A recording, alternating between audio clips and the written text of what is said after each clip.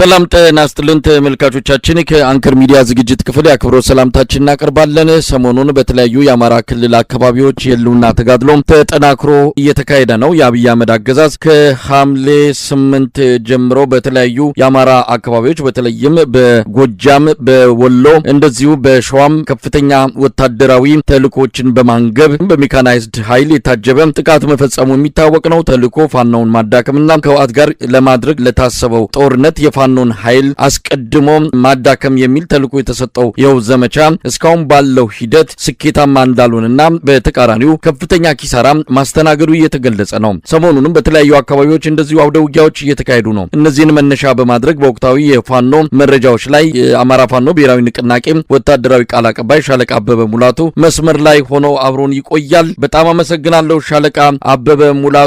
እንግዲህ የምንጀምረው ከአውደ ውጊያ ውሎች ይሆናል። ባለፉት 2 እና 3 ቀናት በእናንተ ቀጠናም ጨምሮ አፋብን በሚንቀሳቀስባቸው አካባቢዎች የተካሄዱ አውደ ውጊያዎች ካሉ መረጃውን እንድታካፍለን እድሉ ልስጥ።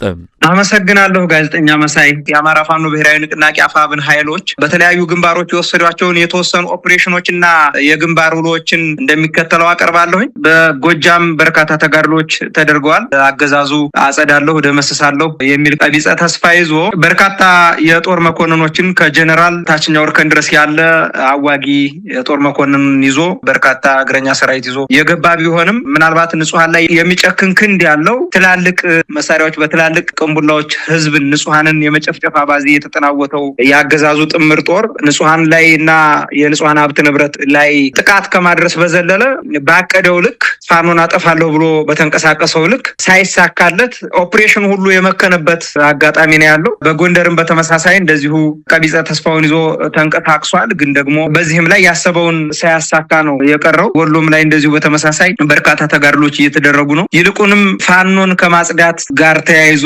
የሄደበት ርቀት አመርቂ ውጤት አላመጣለትም። ይልቁንም ከህዝብ እየተነጠለ ያለበት ሁኔታ ነው ያለው። በተለይ ደግሞ በሃይማኖት ተቋማቶች ላይ እያደረገ ያለው የከባድ መሳሪያ ጥቃት፣ የድሮን ጥቃት፣ በመሬት ላይ ያሰለፋቸው እግረኛ ሰራዊቶች የንጹሃኖች ጋር ያለው ጥቃት፣ ንጹሃኖችን የሚያጠቁበት መንገድ፣ ሴቶችን የሚደፍሩበት መንገድ፣ ሀብት ንብረት በማናለብኝነት የሚያወድሙትን ነገር ስናይ በጣም ከባድ ነውና ከዚህ ጋር ተያይዞ አገዛዙ ምን ያክል የሽንፈት ጣሪያ ላይ እንደደረሰና ለሽንፈቱም ትልቁ ማሳያ በንጹሃኖች ላይና ቀደም ሲል እንደዘረዘርኩት እነዛ ተግባሮች ላይ መሳተፉ ዋነኛ የሽንፈቱ መገለጫ ነው ብለን ነው የምናምነው። ከዛ ጋር ተያይዞ በወሎ ምድር ላይ በርካታ ያገዛዙ ሰራዊት ሰምጦ እየቀረ ያለበት ነባራዊ ሁኔታ እንዳለ ጠቆም አድርጌ ማለፍ ፈልጋለሁኝ። እንደዚሁ በሸዋና በወለጋ ላይ ሲሄድ ደግሞ ሸዋ ላይ ሰሞኑን እንደዚሁ በርካታ ትንቅንቆች ተደርገዋል። በተለይ ከወታደራዊ ተጋድሎቹ በዘለለ የህዝባዊ ውይይቶች በማድረግ ህዝቡን የትግሉ መነሻ ምን ይመስላል፣ እንዲሁም ደግሞ አሁን ሰራዊቱ ወጥቶ እየታገለበት ያለው ሁኔታ ህዝባችን በብቃትና በጥልቀት እየደገፈን ያለበት ትልቁ የትግሉ ገፊ ምክንያት ምንድነው የሚለውን በማስረዳት እንዲሁም ደግሞ ትግሉ አሁን ያለበት ወቅታዊ ቁመና ከዛም አልፎ ተርፎ ልማትና ትግሉ እንዴት መሆን መቻል አለበት፣ ወደፊት ክረምት ከመሆኑ ጋር ተያይዞ የአዝመራ ወቅት ከመሆኑ ጋር ተያይዞ መሰል ጉዳዮችን በማንሳት የጋራ ውይይት በማድረግ የወደፊት አቅጣጫዎችን በማስቀመጥና አገዛዙን እንዴት ተፋልመን መጣል እንዳለብን የጋራ ምክክር በማድረግ ረገድ በሁሉም ቀጠና በወሎም በጎጃም በጎንደርም በሸዋም እንደዚሁ ተመሳሳይ የሆኑ የህዝብ ውይይቶች እየተደረጉ ያለበት ሁኔታ አለ። ከዚህ በዘለለ ግን የወታደራዊ እንቅስቃሴዎችን ስናይ አገዛዙ ከምንም በላይ የሞት ሽረት ትግል አይኑን ጨፍኖ እያደረገ ያለበት ሁኔታ እንዳለ እናስተውላለን። ግን ደግሞ አገዛዙ ህገ መንግስቱን ተገን በማድረግ አጀንዳ ቀርጾ እቅድ አቅዶ በተንቀሳቀሰበት መልኩ ምንም አይነት ለውጥ ሳያመጣ በርካታ ሰብአዊ ኪሳራ እየደረሰበት መሆኑን ጠቆም ማድረግ እፈልጋለሁ። እንዲሁም በወለጋ ዲዛሞ አንሻ ሰይድ እዝ በኩል እንደዚሁ በርካታ ቦታዎችን እየተቆጣጠሩ ያገዛዙን የጦር መኮንኖች አመራሮች በመደምሰስ ስትራቴጂክ የሆኑ ቦታዎችን በመቆጣጠር እና በዛ አካባቢ ያለው ያገዛዙን ጥምር ጦር ትጋት ውስጥ ከመክተትም በዘለለ ለቆ እንዲሸሽም በማድረግ ረገድ በርካታውን ግንባር ሸፍነው የአንበሳውን ድርሻ ወስደው እየታገሉ ያለበት ሁኔታ ነው ያለ። የሐምሌ 20 ቀን 2018 የግንባር አውደ ውሎችን በተመለከተ በሸዋ ጠቅላይ ግዛት አሳምነው እዝ በኩል የግንባር አውደ ውሎች አሉ። የይፋትና ጥሙጋ ግንባር አርማንያ ክላስተር ኦፕሬሽን ተደርጓል። በውጊያው የተሳተፉ ኃይሎች የመሐመድ ቢሆኔ ኮር፣ ደጃዝማች ተሰማ እርገጤ ክፍለ ጦርና የእዙ ልዩ ዘመቻ ንስር ሻለቃ እንዲሁም የአጼ አምደ ጽዮን ኮር ራምቦ ክፍለ ጦር ናቸው በውጊያው ላይ የተሳተፉት። መሐመድ ቢሆኔ ኮር በዚህ በኮሩ ስር የሚገኙ ኃይሎች ከሌሊቱ 10 ሰዓት እስከ ጠዋቱ 2 ሰዓት ባደረጉት መብረቃዊ ጥቃት የ103ኛ አየር ወለድ ክፍለ ጦር ጦርን ደምስሰዋል። ጥቃቱ ኑሪ አፋፍ፣ አርማንያ ገበያ፣ አርማንያ ሃይስኩል እና ኪዳነ ምህረት ቤተክርስቲያን አካባቢ የሚገኙ የጠላት ምሽጎችን በተመሳሳይ ሰዓት በመስበር የተፈጸመ ድል ነው። በዚሁ ቦታ ላይ ሁለተኛው ግንባር በአጼ አምደ ጽዮን ኮር ስር የሚገኘው ራምቦ ክፍለ ጦር ውሃ ታንከርና ማፉድ ገበያ እንዲሁም ሚካኤል ቤተክርስቲያን መሽጎ በነበረው የጠላት ኃይል ላይ ታላቅ ተጋድሎ አድርገዋል። ጠላት የደረሰበትን ኪሳራ ተከትሎ ሁለት አይሱዚ ሙሉ ሙትና ቁስለኛ ወደ ሾላ ሜዳና አርማንያ ሆስፒታል ለማጓጓዝ ተገዷል። የጠላት ኃይል መክዳት ጋር ተያይዞ በተደጋጋሚ ምት የደረሰበት ኃይል በሌሎች ቦታው ላይ እንደዚሁ የመክዳት የመፍረስ አዝማሚያ እያሳየ ያለበት ሁኔታ ነው ያለ። በአጼ ዘርዓ ያዕቆብ ኮር ስር የሚገኘው በፈቃዱ በላይ ክፍለ ጦርን የተቀላቀሉ የመንግስት ሰራዊት የመዋጋት ሞራል በከፍተኛ ደረጃ የወረደ ሲሆን መዋጋት ሞራላቸው በከፍተኛ ደረጃ ወርዷል። በተመሳሳይ ሌሎች ቦታዎችም ላይ እንደዚሁ ወሎም ላይ በርካታ ያገዛዙ ሰራዊት እየከዳ ነው። ሌሎችም ቦታዎች ላይ በተመሳሳይ ጦርነቱ ፍትሃዊ አለመሆኑንም የተገነዘቡ የሰራዊቱ አባላት ምሽግ እየለቀቁ የፋኖን ኃይሎች እንዲሁም ህዝባቸውን እየተቀላቀሉ ያለበት ሁኔታ እንዳለ ነው ጠቆም ማድረግ የምፈልገው። ዛሬም የኮማንዶ አባላት በፈቃዱ በላይ ክፍለ ጦርን የተቀላቀሉ ሲሆን ክፍለ ጦሩም ሞቅ ያለ አቀባበል አድርጎላቸዋል። አንደኛው ግንባር በወሎ ጠቅላይ ግዛት ወይም ወሎ ቤት አማራ ምኒልክ ህዝብ በኩል ነው። የዳውንት ወረዳ ነጻ መውጣትና ተያያዥ የደፈጣ ጥቃቶችን በተመለከተ የ106ኛ ኮር 31ኛ ሰንጥቅ ክፍለ ጦርና ጽናት ክፍለ ጦር እንዲሁም የክፍለ ጦሩ ሁለተኛ ሻለቃ ሲሆኑ የተገኘው ድል ጋር ተያይዞ ዳውንት ወረዳ ሙሉ በሙሉ ከአገዛዙ ሰራዊት ነጻ ወጥቷል። መዋቅሩን አፍርሶ ወደ ጨጎማና ወተዮ ቆላማ ቀበሌዎች የተበታተነ ሲሆን በርካታ የሚሊሻና የፖሊስ አባላት ተማርከዋል።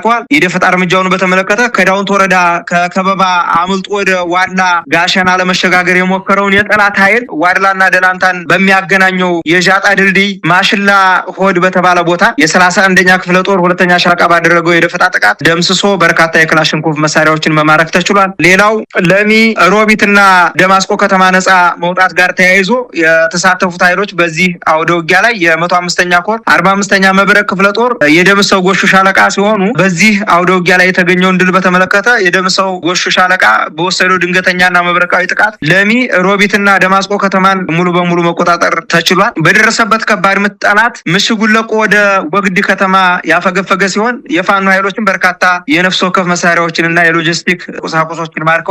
ጠቅልልስ አድርገው በሁሉም ግንባሮች የአማራ ህዝብ የህልውና ተጋድሎ አመርቂ ድሎችን እያስመዘገበ ይገኛል። ትግላችን ተጠናክሮ ይቀጥላል ማለት ነው የምፈልገው። በጣም ነው የማመሰግነው ሻለቃ አበበ ሙላቱ። እንግዲህ አሁን ከነገርከን ሰሞኑን ካለውም አጠቃላይ አውደ ውጊያ ውሎም ከደረሱት ኪሳራዎች በአገዛዙ ላይ እናንተም ካገኛቸዋቸው ድሎች በመነሳት ስለዚህ ተልዕኮ አልተሳካም፣ አብይ አህመድ በዋናነት ፋኖን ባለበት ማቆም ባለበት ማዳከም በቀጣይ ለሚያደርገው ተልዕኮ እንቅፋት እንዳይሆን ማድረግ የሚሉ ዓላማ የተሰጣቸውን እንቅስቃሴዎች ነው ያደረገው። ስለዚህ በተቃራኒው ያቀደውን ተልዕኮ ለማሳካት የሚችልበት አቅም አልፈጠረም ማለት ነው። ከዚህ አንጻር ስኬታማ አይደለም ብለን ድምዳሜ መስጠት እንችላለን። አዎ በትክክል ያንን ድምዳሜ መስጠት እንችላለን። አገዛዙ አሁን መጀመሪያ በመግቢያ ላይ ጠቀስ ለማድረግ እንደሞከርኩት የአማራን ህዝብ ማንበርከክ፣ የአማራን ህዝብ መጨፍጨፍ፣ የአማራን ህዝብ ለዘላለም በግዞት የማቆየት ስራውን ስሬ ብሎ የሄደበት ያለበት ሁኔታ ነው ያለ። በተለይ ሰሞኑን የምክክር ኮሚሽን በሚል ሰበብ በየጊዜው የተለያዩ አጀንዳዎችን በመቅረጽ የአማራን ህዝብ እንዲወዛገብ፣ አጠቃላይ የኢትዮጵያ ህዝብ እንዲወዛገብ በማድረግ ለአማራ ህዝብ ጭፍጨፋ እንዲመቸው አጀንዳ በመስጠት ህገ መንግስቱን ተገን በማድረግ ማለት ነው እነዚህን ስራዎች እየሰራ ያለበት ሁኔታ ነው ያለ። ምክክር ኮሚሽን ብሎ መጥቶ ሀገሪቱን ቢቻል ኦሮማይዝድ ማድረግ ካልተቻለ ደግሞ ኦሮሚያን ሀገር የማድረግና ሀገር የማዋላድ ስራውን በዚህ በምክክር ኮሚሽኑ ጭምብል ውስጥ ለውይይት አቅርቦ የአማራን ህዝብ ለመጨፍጨፍ እንዲመቸው ያደረገበትን ሂደት እናስተውላለን። በዋናነት አገዛዙ ሰሞኑን በዚህ በሐምሌ ወራት ውስጥ አጸዳለሁ የሚል መቼም የቀነ ቀጠሮ ብዛት የአገዛዙ በጣም የሚያስገርም ነው። እድሜ ልኩን ሲቀጥር ይኖራል እንጂ የአማራን ህዝብ ማንበርከክ አይቻልም። ግን ደግሞ በዚህ በአጭር ጊዜ ውስጥ አጸዳለሁ ብሎ እንቅስቃሴ ጀምሯል። እውነት ለመናገር አንድ እዝ ላይ 4 እዝ ማሰለፍ ማለት ምን ያክል የውድቀቱን ማሳያ እንደሆነ እዚህ ላይ ማየት እንችላለን። በጎጃም በኩል እንደዚሁ በጣም በርካታ ኃይሉን ይዞ ገብቷል። አሉኝ የሚላቸውን ጀነራሎችም ይዞ ገብቷል። ኮሎኔሎች ከ7 በላይ ኮሎኔል፣ 4 ጀነራሎች እና በየደረጃ ያሉ ቅድም በመግቢያ እንደጠቀስኩት አዋጊ የጦር መኮንኖችን ይዞ ገብቷል። ግን ደግሞ አንዳችን ፋይዳ አልፈየደም። ምናልባት ንጹሃንን ከመጨፍጨፍ በዘለለ ማለት ነው። ይሄ ደግሞ ንጹሃንን መጨፍጨፍ የስርዓቱ መገለጫ ነው። ይሄንን ወደፊትም ያደርገዋል። ግን ደግሞ በአጭር ጊዜ ውስጥ ይሄንን ጨካኝ